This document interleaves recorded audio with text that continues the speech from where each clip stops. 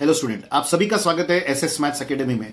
और इस वीडियो में हम डिस्कस करने जा रहे हैं बच्चों टाइप 3 अरिथमेटिक प्रोग्रेशन। ध्यान रखिएगा, इस चैप्टर की शुरुआत इस वीडियो से होगी और धीरे धीरे हम हर टर्म को समझते हुए आगे बढ़ेंगे, क्योंकि अरिथमेटिक प्रोग्रेशन हमारे लिए फ्यूचर में भी काफ़ी इंपॉर्टेंस रखता है। जिसे अगर आज समझ जाए ढंग से तो फ्यूचर के बहुत से ऐसे कंसेप्ट हैं जो सिंपल हो जाएंगे। तो सबसे पहली बात कि अरिथमेटिक प्रोग्रेशन कहां किसे जाता है, वहां से हम शुरुआत करेंगे।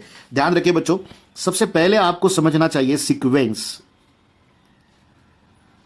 सीक्वेंस किसे कहते हैं? तो देखिए, बहुत से ऐसे सिंपल एग्जांपल्स हैं हमारे पास जिन्हें हम सीक्वेंस कह सकते हैं। उसके कुछ हम नोट कर लेते हैं। देखिए, एग्जांपल्स नोट कर लेते हैं। तो ये 1 है, 2 है, 3 है, 4, 5, 6 एंड सो ऑन। अगर आप ध्यान रखें तो इन्हें हम सीक्वेंस कहते हैं।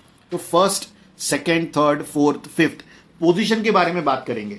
तो अगर आपको यहां से कहा जाए कि बताइए फोर्थ पोजीशन क्या है, तो आप बोलेंगे फोर्थ पोजीशन, ये फर्स्ट है, सेकेंड है, थर्ड है और ये फोर्थ है। तो फोर्थ पोजीशन पे आपको जो नंबर मिल रहा है वो है 4। सिमिलरली अगर आपको 7th या 13th पोजीशन पहुंची जाए तो आप वहां पर बड़े आसानी से आंसर कर पाएंगे कि अगर फोर्थ पोजीशन पे 4 नंबर है तो 7 पे 7 होगा, 13th पोजीशन पर 13 नंबर होगा। तो इस तरह से हम इस सीक्वेंस से, जो हमारे नेचुरल नंबर का भी सेट है, वहां से किसी भी पोजीशन के नंबर को पता कर सकते हैं। सिमिलर वे में अगर हम दूसरा कोई एग्जांपल ले, देखिए ये फर्स्ट एग्जांपल है, इसे हम लोगों ने फोर्थ पोजीशन कहा था जो हमने नोट किया है। ध्यान रखिएगा, इसके अलावा ये फर्स्ट पोजीशन है, ये सेकंड पोजीशन है, ये थर्ड पोजीशन है। हम किसी भी तरह की पोजीशन इस सीक्वेंस से पता कर सकते हैं। अगर कोई अदर सीरीज हम ले लेते हैं, एक नंबर्स का सीक्वेंस ले लेते हैं, कंसिडर कीजिए ये फर्स्ट हो गया, सेकेंड कोई लेते हैं तो यहां 1, इसके बाद 4, देन 9, 16, 25, 36 एंड सो ऑन। तो अब आपको शायद थोड़ा सा समय लगे, बट लॉजिक समझिएगा इस सेट ऑफ नंबर्स का। तो यह क्या आएगा बच्चों? 1 का स्क्वायर। ये जो 4 है इसे आप 2 स्क्वायर लिख सकते हो, इसे आप 3 स्क्वायर लिख सकते हो, देन 16 को 4 स्क्वायर, 25 को 5 स्क्वायर, 36 को 6 स्क्वायर एंड सो ऑन। और अब आप आसानी से किसी भी पोजीशन का नंबर बोल सकते हो। जैसे फिर से एक बार फोर्थ पोजीशन का अगर कहते हैं तो फोर्थ पोजीशन पे कौन है बच्चों? 16। तो ये भी हमारे लिए एक सीक्वेंस ही है। अगर यहां अगर देखिए, अब आगे वाले नंबर जानने हैं, कंसिडर कीजिए 8th पोजीशन क्या आएगी तो आप बोलेंगे 8 स्क्वायर। जैसे 13th पोजीशन क्या आएगी तो आप बोलोगे 13 स्क्वायर। तो इस तरह आप सीक्वेंस को समझ सकते हो। और जिस सेट ऑफ नंबर में आप किसी भी पोजीशन के नंबर को पता कर सकते हो, उसे ही तो हम सीक्वेंस कहेंगे। तो क्या होगा सीक्वेंस का डेफिनेशन? तो ध्यान दीजिएगा बच्चों, हम यहां डेफिनेशन डिस्कस करेंगे सीक्वेंस की। तो हम लिखेंगे बच्चों, the set of numbers where the numbers are arranged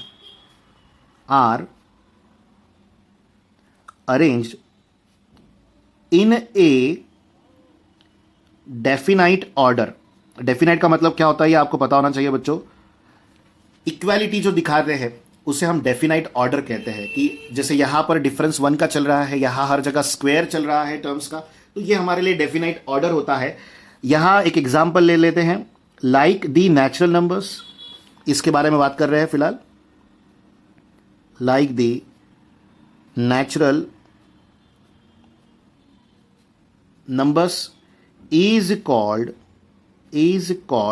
the sequence. तो ये है हमारे सीक्वेंस का डेफिनेशन, जिसे हम लोगों ने अभी थोड़ा सा एग्जाम्पल लेके समझा है। और ध्यान हमेशा रखिएगा कि सीक्वेंस में आपको किसी भी पोजीशन का नंबर अगर डिटरमाइन करने के लिए कहा जाए तो वो डिटरमाइन होना चाहिए, तो ही आप उसे सीक्वेंस कह पाएंगे। एक पैटर्न फॉलो किया जा रहा है उसमें, उस सेट ऑफ नंबर्स में, उसे हम सीक्वेंस कहेंगे। चलिए, सीक्वेंस के बाद जब हम आगे बढ़ते हैं तो ध्यान रखिएगा कि सीक्वेंस में लिखे गए नंबर्स को हम किसी भी अल्फाबेट से असाइन कर सकते हैं। जैसे एग्जांपल ले लीजिए, आप इसे A1 कह लीजिए, A2, A3, A4, A5, ऐसे किसी भी अल्फाबेट से आप उसे असाइन कर सकते हो। और उसका फायदा क्या होगा, आपको किसी भी टर्म को अगर असाइन करना है, जैसे थर्ड टर्म कौन सी है तो हम उसे T3 लिख देंगे या A3 लिख देंगे, तो वो थर्ड टर्म हम कह सकते हैं 9 है यहां, और यहां क्या है बच्चों 3।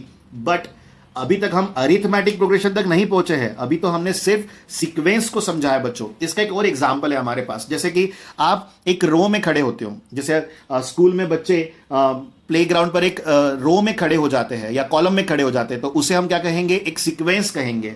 ध्यान बनाए रखिएगा। आगे आप किसी भी और सेट ऑफ नंबर के बारे में भी यहां डिस्कशन कर सकते हो। एग्जाम्पल के तौर पर यहां हम डिस्कस करते हैं थर्ड वन।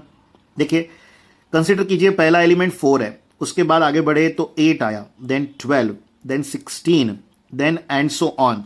और अगर आपको यह कहा जाए कि अब फिफ्थ प्लेस पे कौन सा नंबर आएगा, तो आप कहेंगे सर ये 4 का टेबल चल रहा है, यहां 20 आ जाएगा। तो आप 4 के टेबल के एवज में सोच को बदलिए। अब थोड़ी आपको सोच अलग बनानी पड़ेगी, और वो क्या रहेगी, देखिए 4 है यहां, 4 + 4 8 होगा, 8 + 4 12 होगा, 12 + 4 16 होगा। तो यहां आप देख रहे हो +4 हो रहा है हर टर्म, जैसे यहां +1 हो रहा था। देखिए ये भी एक सीक्वेंस है, ये भी एक सीक्वेंस है, ये भी एक सीक्वेंस है, पर हर जगह जो पैटर्न फॉलो हो रहा है सेट ऑफ नंबर्स को बनाने के लिए वो अलग अलग है। इसके तरफ आपको प्रॉपरली ध्यान देना पड़ेगा। और हमने क्या मतलब समझा था सीक्वेंस का, जहां आप हमेशा किसी भी प्लेस के नंबर को डिटरमाइन कर सकते हैं, उसे हमने कहा था बच्चों सीक्वेंस। एक और एग्जांपल ले लीजिए, फोर्थ, ये है बच्चों 2 का टेबल, तो 2, 4, 6, 8, देन 10 आएगा, देन 12 आएगा, एंड सो ऑन। अब इसे कैसे सॉल्व करोगे, तो और भी लॉजिक है, जैसे 2 + 2 4, 4 + 2 6, तो +2 चल रहा है यहाँ का डिफरेंस।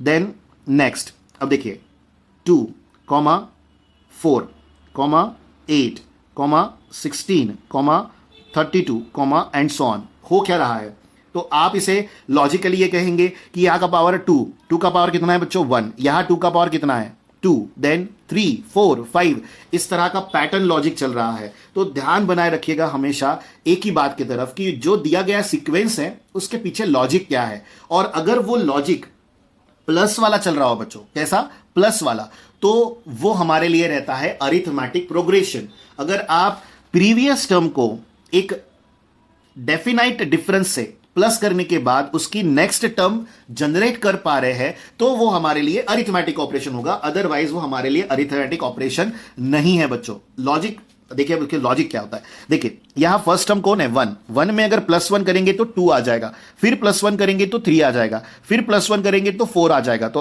आप यहां पर +1 का डिफरेंस लेके चल रहे हैं, जो कॉमन डिफरेंस है, हर जगह है, तो आप इसे सीक्वेंस कहेंगे। बट इस सीक्वेंस को हम एक और नाम दे सकते हैं बच्चों, वो है अरिथमेटिक प्रोग्रेशन। एक और देखिए, यहां अगर आप यहां लॉजिक देखें तो स्क्वायर का है, तो ये हमारे लिए अरिथमेटिक प्रोग्रेशन नहीं है बच्चों, क्योंकि ये जो टर्म है, ये जो सीक्वेंस है, इसमें हर पोजीशन पे एलिमेंट को स्क्वायर किया जा रहा है। इक्वल यहां पर भी हम वैसे कर रहे थे, 2 का मल्टीपल चला रहे थे, यहां आप 4 प्लस कर रहे हो, बिल्कुल सही है। देखिए यहां पर भी आप 2 प्लस कर रहे हो, यहां 2 का मल्टीपल चल रहा है, जैसे 2 × 2 = 4, 4 × 2 = 8, 8 × 2 = 16। तो ये मल्टीप्लीकेशन है, तो ये हमारे लिए एपी नहीं है बच्चों। अरिथमेटिक प्रोग्रेशन को एपी से डिनोट किया जाता है। तो ये सीरीज हमारी एपी है, ये नहीं है। हम सिर्फ एपी को डिस्कस कर रहे हैं बच्चों इस ईयर में, इसलिए आप बस एपी के बारे में चिंता करें, इसके अलावा किसी और के बारे में चिंता ना करें। ध्यान रखिएगा, आप एपी किसे कहते हैं एक बार फिर से सुन लीजिए। एक ऐसा सीक्वेंस जहां एक कॉमन डिफरेंस चल रहा है एलिमेंट के बीच में, जब आप प्रीवियस टर्म में उस कॉमन डिफरेंस को ऐड करोगे तो नेक्स्ट टर्म जनरेट होगी, इसे हम कहते हैं बच्चों अरिथमेटिक प्रोग्रेशन। तो चलिए बच्चों, अब डिस्कस करेंगे कुछ ऐसे सीक्वेंसेस जहां आपको पहचानना पड़ेगा कि गिवन सीक्वेंस एपी है या नहीं। क्योंकि जब तक आप ये नहीं समझ पाएंगे बच्चों कि दिया गया सीक्वेंस एपी है या नहीं, आप उस पे जो nth टर्म का इवैल्यूएशन होता है या डिफरेंस इवैल्यूएट करना होता है, ये सब चीजें नहीं समझ पाएंगे। तो देखिए, अब डिटेल डिस्कशन करेंगे एग्जांपल्स को लेकर, जिनके बारे में ना आप जानते हो ना मैं जानता हूं कि वो सीक्वेंस जो दिया गया है वो एपी है या नहीं। तो देखिए, ये एग्जाम्पल नंबर हम फर्स्ट ले रहे हैं, प्रॉपरली ध्यान दीजिएगा, मिस ना करें। फर्स्ट एलिमेंट 1 है, देन 4, 7 है, 10 है बच्चों, देन 13, एंड सो ऑन। यहां पर नोट कीजिएगा, ये जो 1 है इसे आप फर्स्ट टर्म कह सकते हो, तो हमने उसे T1 नाम दे दिया। देन यहां T2 है बच्चों 4, T3 है बच्चों 7, देन T4 है बच्चों 10, T5 है हमारे पास 13, और ये एंड सो ऑन चलता रहेगा, कोई चेंजेस नहीं होने वाले। तो यहां एक स्टेप हमेशा ध्यान रखिएगा, जो कॉमन डिफरेंस है जिसे हम डिनोट करते हैं स्मॉल डी से, उसका फॉर्मूला क्या है। तो हमेशा ध्यान रखिएगा, अगर आप डी पता कर रहे हो तो वो next term minus previous term, ऐसा ही फॉर्मूला होता है। फिर आप नेक्स्ट टर्म को कोई भी ले लीजिए, पर आप T1 को नेक्स्ट टर्म नहीं ले सकते, क्योंकि T1 के पहले कोई टर्म नहीं होगी, ध्यान रखिएगा। इसीलिए क्या बोला जा रहा है, नेक्स्ट टर्म माइनस प्रीवियस। तो T2 लिया हमने, T2 माइनस हम T1 कर रहे हैं, तो 4 माइनस 1 कितना आएगा बच्चों, वो आ जाएगा 3। देन सेकेंड डी अगर हम डिटरमाइन करें फिर से एक बार, तो यहां T3 माइनस T2 आ जाएगा। डिफरेंस कैसा आना चाहिए बच्चों, हर जगह का सेम, ध्यान रखिएगा। अगर नहीं आया तो फिर गड़बड़ है। तो यहां देखिए अब T3 माइनस क्या आएगा बच्चों, T2, तो यहां 7 माइनस 4 लिखा जाएगा, वैल्यू आ जाएगी 3। Then again D, T4 minus T3, तो यहां 10 माइनस 7 आएगा बच्चों, अगेन क्या आ रहा है 3, डी। देन आएगा बच्चों T5 माइनस T4, तो यहां आ जाएगा 13 माइनस 10, वैल्यू अगेन 3। और अगर आप ऐसे ही डी इवेल्युएट करते रहे तो हमें इक्वली मिलेगा। तो आप देखिए डिफरेंस हर जगह का कैसा चल रहा है, सेम चल रहा है। इसे एक और तरीके से आप रिप्रेजेंट कर सकते हो, और वो प्रेजेंटेशन के बाद और भी आइडिया आपकी हो जाएगी बच्चों क्लियर। देखिए यहां 1 लिखिए, थोड़े दूर पर 4, देन 7, देन 10, देन 13, और एक यहां पर अननोन वैल्यू ले लेते हैं और एंड सो ऑन कर देते हैं टर्म को, क्योंकि सीक्वेंस है वो कभी बाउंड नहीं होगा, ठीक है, ध्यान रखिएगा। देखिए यहां 1 है, 1 में +3 करने से, 1 में क्या करने से बच्चों, +3, हमें क्या मिला 4। अगेन 4 में +3 करने से हमें क्या मिला बच्चों, 7। देन 7 में +3 करने से हमें क्या मिला बच्चों, 10। 10 में अगेन +3 करने से क्या मिला बच्चों, 13। तो अगर 13 के बाद का नंबर हमें डिटरमाइन करना है तो यहां पर भी क्या करना पड़ेगा, +3, तो यहां क्या आएगा बच्चों, 16। इट मींस आप प्रीवियस टर्म में किसी एक टर्म को ऐड करके नेक्स्ट टर्म को जनरेट कर पा रहे हो, इसी को तो हम कहते हैं बच्चों एपी। तो हम यहां डेफिनेटली कह पाएंगे therefore the given sequence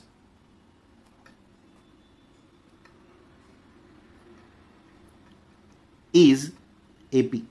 AP का फुल फॉर्म क्या है बच्चों, अरिथमेटिक प्रोग्रेशन। और अभी तक हम लोगों ने अरिथमेटिक प्रोग्रेशन की डेफिनेशन नहीं देखी है, बट ध्यान रखिएगा अरिथमेटिक प्रोग्रेशन की डेफिनेशन हमने अब तक बोल दी है कई बार। क्या बोली है कि प्रीवियस टर्म में एक कॉमन डिफरेंस ऐड करने से क्या जनरेट होगा, नेक्स्ट टर्म, उसी को हम क्या कहेंगे बच्चों, सीरीज इन एपी। अदरवाइज वो सीरीज इन एपी नहीं रहेगी। चलिए अब आगे बढ़ते हैं और एग्जाम्पल नंबर 2 लेते हैं।